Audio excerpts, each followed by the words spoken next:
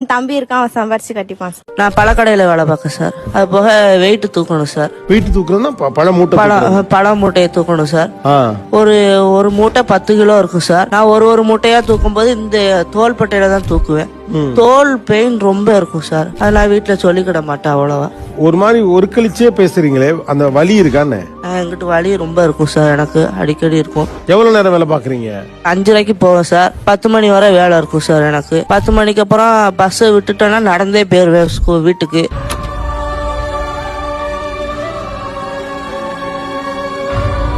எந்த ஊரு சார்? நான் கோவில்பட்டியில இருந்து வரேன். எவ்வளவு தூரம் நடந்து போவீங்க வீட்டுக்கு? ஒருவேளை பஸ் கிடைக்கலனா?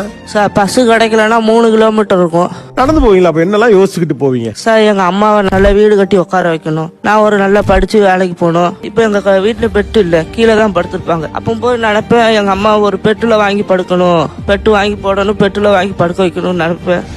நான் கஷ்டப்படக்கூடாதுன்னு நினைப்பேன் சார். என்ன மனுஷன்